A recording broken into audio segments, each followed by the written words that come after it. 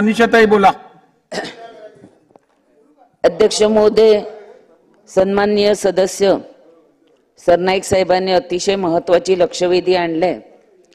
त्यावर सन्माननीय मुख्यमंत्री महोदयांना माझी विनंती आहे की ज्याप्रमाणे हज यात्रेकरूंना सवलत दिली जाते त्याचप्रमाणे आपल्या महाराष्ट्रातील तमाम हिंदूंना 500 वर्ष वाट बघत होते ते देशाचे पंतप्रधान नरेंद्र मोदीजींनी अयोध्येला राम मंदिर बनवलेलं आहे आणि प्रत्येक ज्येष्ठ नागरिकांची इच्छा आहे की आम्हाला अयोध्येच्या राम मंदिराचं दर्शन व्हायला पाहिजे।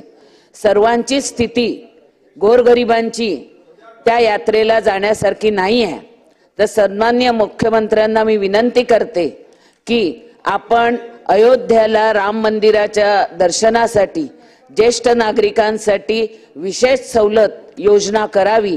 त्याचप्रमाणे आपल्याला कैलाश मानसरोवर ही यात्रा सुद्धा अतिशय महागडी आहे आणि ह्याच्यासाठी सुद्धा राज्य सरकारने ज्याप्रमाणे काल युवांना, गृहिणींना, बहिणींना, बळीराजांना आपल्या बजेटमध्ये उत्कृष्ट असं बजेट देऊन त्यांना पण तुम्ही खूप आनंदित केलेला आहे, तसंच आपल्या महाराष्ट्रातील ज्येष्ठ नागरिकांना आपण सर्व धर्माची जिकडे जिकडे क्षेत्र असतील तिकडे जाण्यासाठी तुम्ही त्यांना विशेष सवलत द्यावी।